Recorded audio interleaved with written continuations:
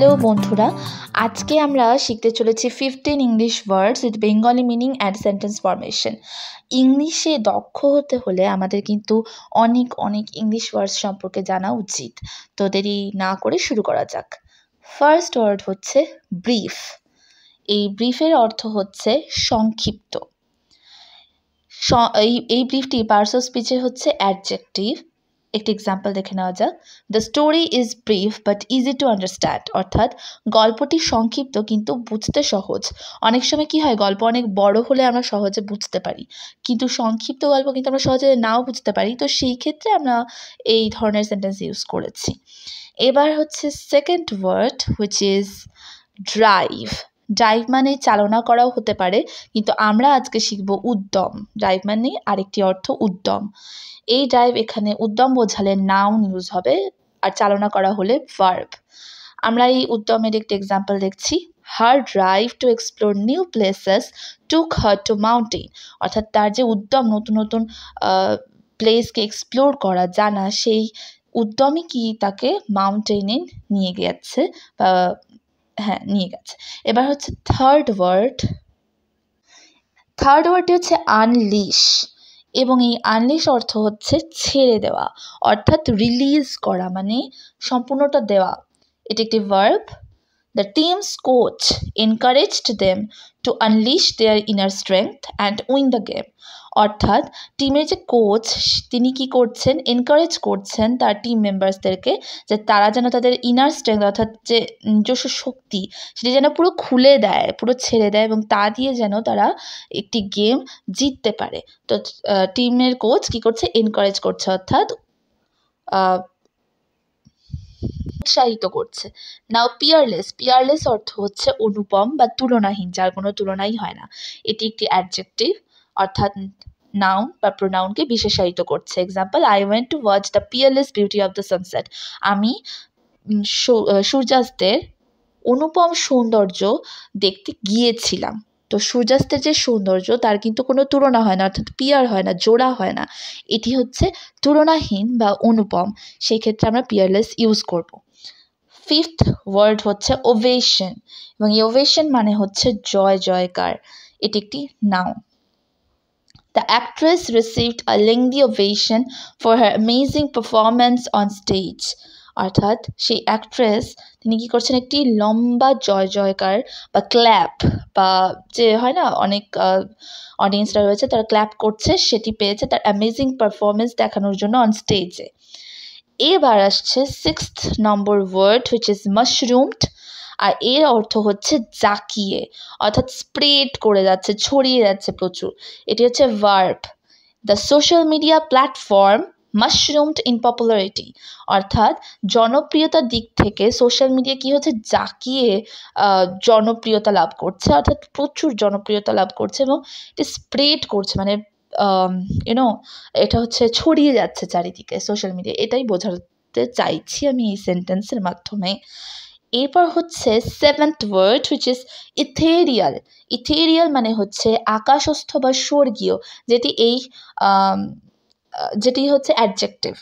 Now her ethereal voice captivated the audience, অর্থাৎ তার যে স্বর্গীয় যে কণ্ঠ তা কী করছে, অডিয়েন্সদেরকে বিমোহিত করে তুলছে। যেমন লতা মঙ্গেশকরের গান, শ্রেয়া ঘোষালের গান যেমন আমাদেরকে বিমোহিত করে তোলে, ঠিক তেমনভাবেই এটা বলা হচ্ছে যে তার ইথেরিয়াল ভয়েস মানে এটি এখানকার নয়, এটি স্বর্গীয়। এবার হচ্ছে ট্র্যাঙ্কুইলিটি হচ্ছে শান্তি বা প্রশান্তি, এবং এটি হচ্ছে একটি নাউন। এক্সাম্পল দেখে নেব। Yoga practice brought tranquility to her chaotic life. Chaotic অর্থ হচ্ছে বিশৃঙ্খল, অর্থাৎ যোগা প্র্যাকটিস কি করেছে, তার বিশৃঙ্খল জীবনে শান্তি বা প্রশান্তি বয়ে এনেছে। সেই ক্ষেত্রে আমরা ইউজ করছি ট্র্যাঙ্কুইলিটি, এবং এখানে কিন্তু ট্র্যাঙ্কুইলিটি একটি noun. Next ninth number word which is president. It's not president, it's president. এটি আরেকটি স্পেলিং, এটির অর্থ হচ্ছে উদাহরণ বা নিদর্শন, যেটি একটি noun. Her decision to speak publicly about mental health issues has set a president for others, অর্থাৎ তার যে ডিসিশন যে পাবলিকলি সে কিছু বলবে মানসিক সুস্থতার ব্যাপারে, বা মানসিক স্বাস্থ্যের ব্যাপারে, সেটি কী করেছে, অন্যদের জন্য একটি নিদর্শন তৈরি করেছে যাতে তারাও এগিয়ে আসেন এবং এই মানসিক স্বাস্থ্যের ব্যাপারে কথা বলেন। এবার হচ্ছে 10th, হুইচ ইজ কর্নারস্টোন। এবং কর্নারস্টোন অর্থ হচ্ছে ভিত্তি। এই কর্নারস্টোন হচ্ছে একটি নাউন। এবার আমরা এক্সাম্পল দেখে নিচ্ছি। Hard work is the cornerstone of achieving success. অর্থাৎ সাকসেস পেতে হলে হার্ডওয়ার্কই হচ্ছে, কঠোর পরিশ্রমী হচ্ছে ভিত্তি সাকসেস পেতে। এটি তো স্বাভাবিক একটি সুন্দর কথা যে অবশ্যই সাকসেস পেতে হলে আমাদের হার্ডওয়ার্ক করতে হবে, যেটি একটি ভিত্তি সাকসেস গেইন করার ক্ষেত্রে। এবার হচ্ছে 11, হুইচ ইজ অবসিন। অবসিন অর্থ হচ্ছে অশ্লীল, এবং এই অবসিন একটি অ্যাডজেক্টিভ হুইচ ইজ যেটি নাউন বা প্রোনাউনকে বিশেষায়িত করবে। The comedians obscene jokes sparked controversy. Controversy অর্থ হচ্ছে বিতর্ক, আর স্পার্কড মানে হচ্ছে সৃষ্টি করা। তাই এই যে কমেডিয়ান, তার যে অবসিন কিছু কৌতুক, অশ্লীল যে কৌতুক, সেগুলো কী করেছে, বিতর্কের সৃষ্টি করেছে। সেই ক্ষেত্রে আমরা অবসিন এখানে ইউজ করছি। এবার নেক্সট হচ্ছে 12th, হুইচ ইজ রিকাম্বেন্ট। রিকাম্বেন্ট অর্থ হচ্ছে হেলানো, এবং এটি একটি অ্যাডজেক্টিভ, এগেইন অ্যাডজেক্টিভ, এবং এটির এক্সাম্পল হচ্ছে after the surgery the patient was required to remain recumbent for several hours.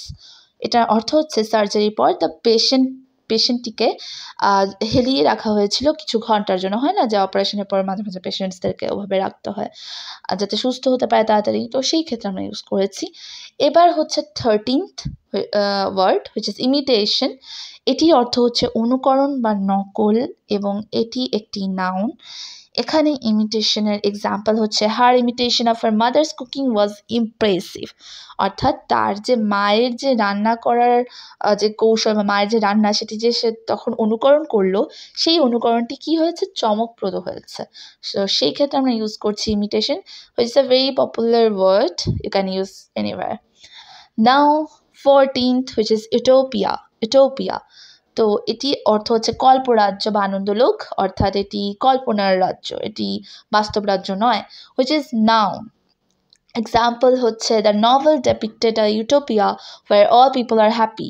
অর্থাৎ একটি উপন্যাস, সেটি কী করছে, একটি ইউটোপিয়া মানে আনন্দ কল্পরাজ্য দেখাচ্ছে, যেখানে বর্ণনা করছে যেখানে সব মানুষরা সুখী, যেটি হয় না রিয়েল লাইফে, রিয়েল ওয়ার্ল্ডে। এটি আইডিয়াল ওয়ার্ল্ডে এরকম হতে পারে, কিন্তু রিয়েল ওয়ার্ল্ডে একই সময়ে সব মানুষ সুখী বা দুঃখী হয় না। এরপর হচ্ছে হিদারটু, এটা আমাদের লাস্ট ওয়ার্ড, হুইচ ইজ এই সময় পর্যন্ত বোঝায়, এবং এটি একটি adverb. Example, hitherto unknown species of plants were discovered in the remote jungle. মানে এই পর্যন্ত যে সকল অজানা জাতি ছিল গাছের, সেগুলো কি হলো, ডিসকভার, আবিষ্কৃত হলো একটি দূরবর্তী জঙ্গলে। তো এই পর্যন্ত, এই সময় পর্যন্ত কিন্তু অজানা ছিল, সেই ক্ষেত্রে আমরা হিদারটু ইউজ করছি। তারপরে এই সময়টা পেরিয়ে যাওয়ার পরে কিন্তু আবিষ্কৃত হয়ে গেল। তো today's quiz, make a sentence using cornerstone. Cornerstone দিয়ে একটি সেন্টেন্স তৈরি করুন এবং কমেন্ট বক্সে অবশ্যই জানান। Thank you. ভিডিওটি কেমন লাগলো অবশ্যই জানাবেন।